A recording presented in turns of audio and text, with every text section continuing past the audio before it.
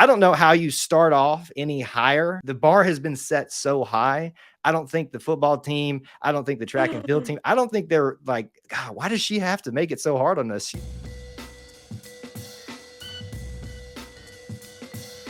Fall sports have begun. The semester has begun as well for Auburn University. And I know our minds shift to many things as the school begins, especially in the sports realm. But most have not gotten started yet, and there may not be a lot to be excited about unless you have been paying attention to a very specific event that has happened to literally kick off the calendar year for Auburn athletics, but more specifically for golf in general, the sport of golf. We are very excited today to welcome to E2C Network a very special person to the Auburn family, someone who's not only a golfer, an Auburn golfer, but the women's amateur champion, Megan Schofill, has joined us here on E2C Network. Megan, thank you so much for being part of the show. Yeah, of course. Thanks so much for having me on. We are really excited to talk to you today. It's not every day that I get to talk to someone that has been so prominent on the national stage, much less even on the college stage. This has been, I would imagine, quite a whirlwind for you over the last week or so since this great event happened of you winning the amateur championship. Yes, it has. It's been super hectic since, honestly, the second after I won on Sunday night. I mean, I feel like my phone is nonstop. Yesterday was a little bit better, but super crazy with interviews, talking to people. Didn't help the fact that we got on the red eye Sunday night either. So we flew Sunday night, got back to Atlanta Monday morning, and I had a Golf Channel interview that day. So just feel like my feet have not stopped going, but it's a good thing. I'm very thankful and very fortunate to have all of these people reaching out and wanting to get to know me and ask me questions. Yeah, it has, I'm sure, been a very busy schedule for you, trying to remember what you have and haven't talked about. And so hopefully today we can kind of just have you maybe a little bit more of a relaxed time here and just kind of discuss a little bit with the Auburn family what happened and why this is such a significant event for you personally, but obviously with the scope of this being this podcast and this channel being about the Auburn experience, kind of how all that ties in together with that. So I guess if we'd like to maybe break the down for this for me, because I think there's some people that are probably watching this, listening to this in the audio format that don't appreciate the game of golf as much as they should, but maybe aren't as tuned in to why this is such a significant event. Could you tell us why the women's amateur championship, is this like the biggest event for someone at your current position to win? Is that a fair statement? Yeah, so this and ANWA, the Augusta National Women's Amateur Champion, these are like the two biggest events. Like they go back and forth for being the number one event.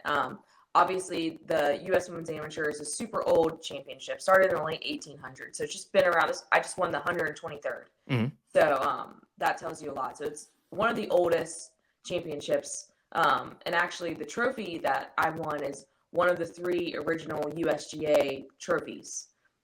So it's just a really old championship, a lot of history. So yeah, this is the one everyone wants to win. I mean, USGA is they're golf governing body for all golfers. So they run everything. They have a lot of money. They run great events for everyone that knows that plays amateur golf. When you go to a USGA run event, you know it's going to be good. It's going to be at a great golf course, tough golf course. Everything's just going to be first class. They have the really big like partners. But no, so to win this event is like something everyone dreams of, especially in match play. Like match play is really tough because you don't know what can happen. So you start, I think they said they had, man, I wish I knew how many people try to qualify. I want to say they had like just under 2,000 people try to qualify for this event. And they have some exemptions. They have probably, I would say 30-ish exemptions. I'm not sure if that number's right, but that's just a roundabout number. So I got in based off World Amateur Golf Rankings, top 25 females get in to the USAM, don't have to qualify. So I was fortunate to not have to qualify. But the field's 156 players. You play 2 rounds of stroke play, and they cut to the top 64 players. And so then just one plays 64, 2 plays 63, and just so on.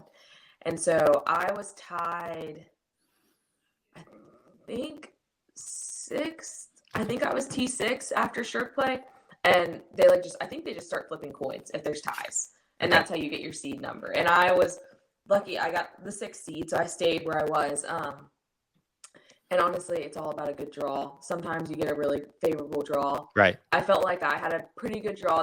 I felt like I had everyone's good at that level, and sometimes you can run into someone that's playing super hot or someone that's having an off day, and you can just get super hot on them too. But I mean, I didn't play too crazy of names really but those are the ones you gotta watch out for, the underdogs, people that no one's really Yeah. heard of. Those are the ones you're like, oh, here we go. Yeah, no. So I had a pretty favorable draw, and I'm getting to play Latana in the final. She's a great player. She's top 20, 25 in Wagger. So yeah, no, it was a long week. It's a lot of golf. I think that's the hardest part about this event is just I think I played 11 rounds from Saturday to Sunday, Uh-huh. which that's a lot of golf Right. in that day period. So yeah, it's a huge event. Yeah, I can imagine how tiring probably that was at some points for you. And that is a lot of golf. I'm not a avid golfer myself, but I can still appreciate from my limited experience with the game how long, but I'm sure fun of a weekend that is. You talked about the significance of the event as a whole. You're the first Auburn Tiger to win this event. The magnitude is clearly set in terms of what you've accomplished as an individual winning this event. But in terms of being the first Auburn person to do this, has that set in for you yet? I don't think so, honestly. I mean, I always knew I had the capability to win an Mhm. event like this, but it's just one of those things you don't realize what you've done until you've done it. And obviously, I'm so thankful for everyone in Auburn that supported me along the way and has sent me nice messages, reached out, helped me too.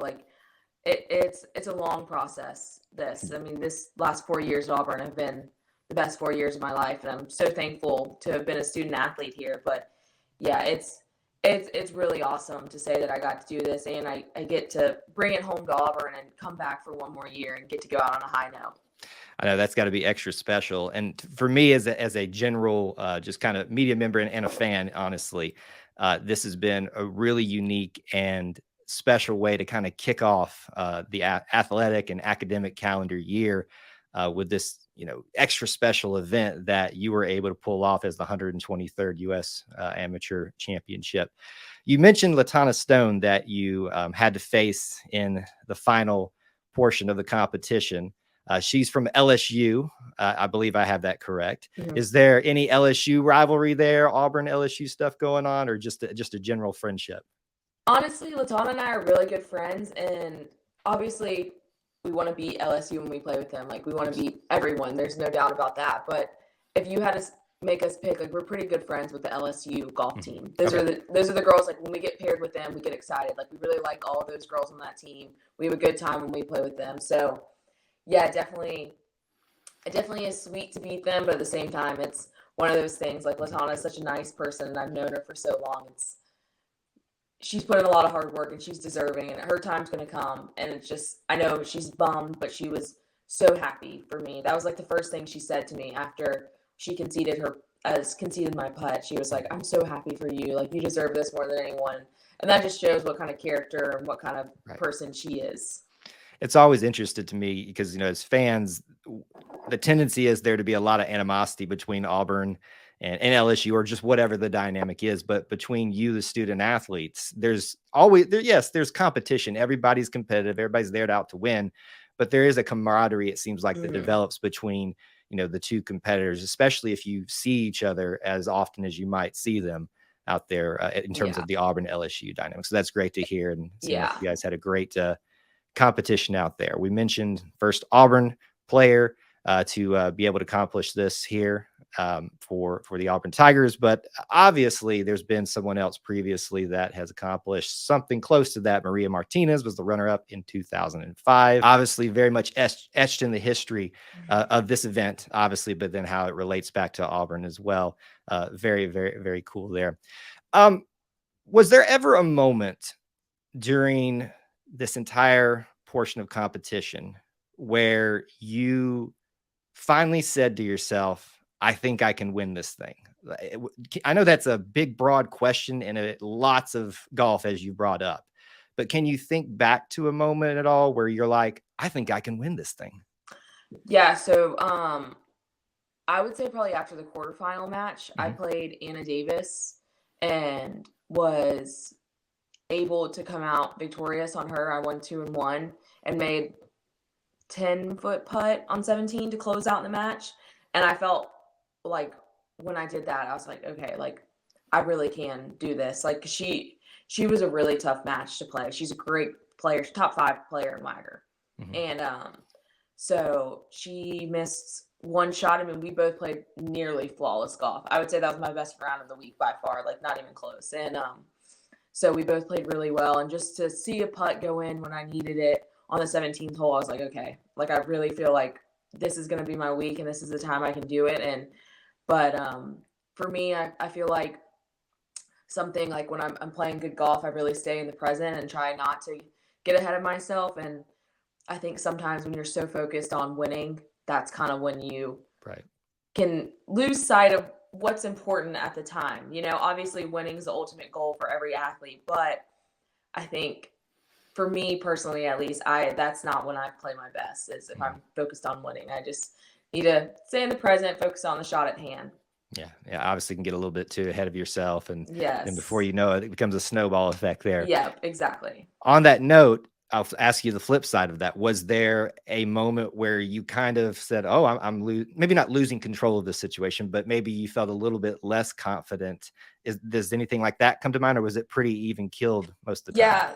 Yeah, for sure. So in the round of 32, I played a Kelly Zhu from Stanford, and she's a Mhm. really good player. And she had played behind me the previous day, so I kind of got to see a little bit of her match, and I saw that they were making birdies. So I was like, okay. I was up big in my round of 64 match. So I was like, okay, whoever I play, like I'm gonna have to play pretty well. Well, we come out, and I think I was 3 down through 4, which is not the way you want to start. And I just looked at my caddy, CJ. I was like, I just want to go home at this point. Like, I'm playing so terrible. Like, I just want to go home. And he was like, no. He's like, you're fine. He was like, if you just win one hole, he was like, I think it'll out of her. And I was like, okay. Well, I win my 5th hole. She 3-putt bogeys. I 2-putt par. Then I proceed to win the next. I won 3 holes in a row. Then I lost the 8th hole. Then I won the 9th. And after that, that's kind of when everything. She missed a short putt for birdie on 10. I made a great putt for par. And after that, that's just, it kind of was over at that point. I think I won another 2 holes in a row. And I think I won that match 3-2. Mhm. And after I won that, I was like, okay, that was a tough match to flip. And I don't think I really trailed more than 1 down ever after that point. Mhm. That was the match I was down the most in. And luckily it was early, so I was able to flip it and put it in my favor. Yeah. Obviously, the great ones can take those bits of adversity and turn them into a little bit of magic. And clearly, you did that this week now as the champion of the women's amateur. I kind of want to bring it back to the Auburn side of things a little bit here. Let's talk about the rolling of Toomer's Corner and the celebration that ensued Sunday evening. One of my greatest regrets is that I don't live in Auburn right now and I can't go to moments like this. I mean, we have fans and other people that laugh at us for our tradition of rolling Toomer's Corner for literally everything, it feels like. But as you have been made well aware of, I've even heard you talk about it on some other interviews of the Toomer's Oaks being officially opened for this year. As far as I can tell, Megan, you are the first official rolling since it has been opened. I'm sure someone threw some toilet paper up there the minute it was announced they're back opening, but in terms of like an athletic celebration, you are it. Like, I don't think anybody can refute me on that. How does that feel?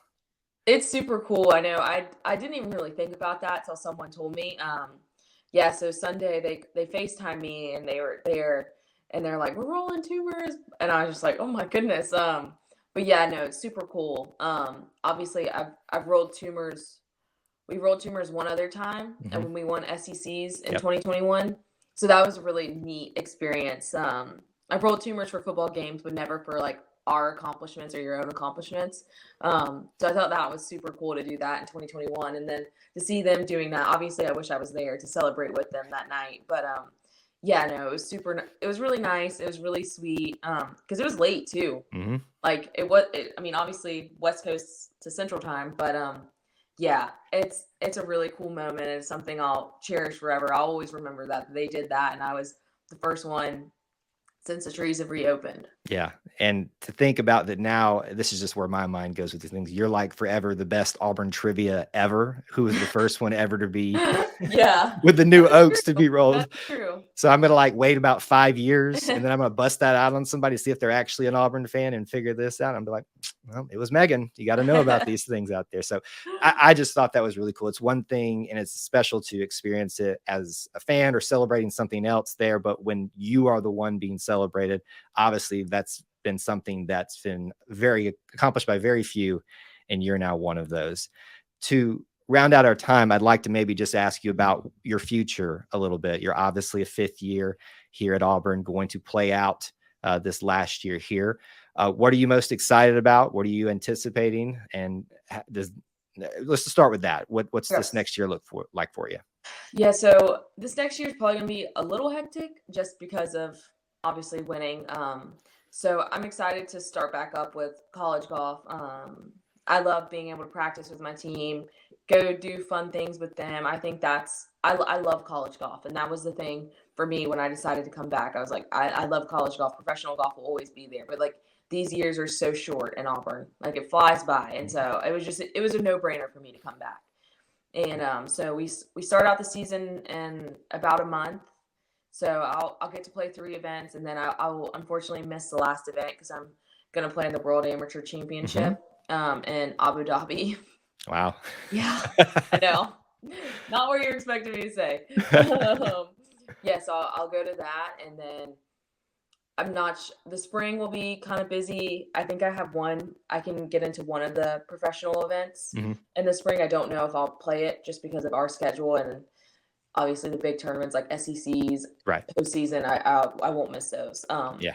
So I have to see what the schedule, how it all aligns. But yeah, no. And then I'm gonna stay an amateur the whole summer because I get Okay. into 3 of the majors in the summer, and only one of them I can play as a professional. So I'll just stay amateur playing all those, and it'll be really good experience and practice for me to play Hmm. some professional events just because my plan is to turn pro in the fall of 2024, and so I can kind of see what I need to do better, what I do that's already good enough, and just see where I stack against the great players on the LPGA. Yeah. Sounds like you got a lot to look forward to, Yeah. collegiate wise, professionally as well, or in an amateur sense too. And I can only imagine how special this year has already started off for you, winning this very incredible event, being the first Auburn person to do that, be part of Auburn trivia, as I've pointed out tonight. I mean, I don't know how you start off any higher for an athletic calendar year than doing this right here. I mean, the bar has been set so high.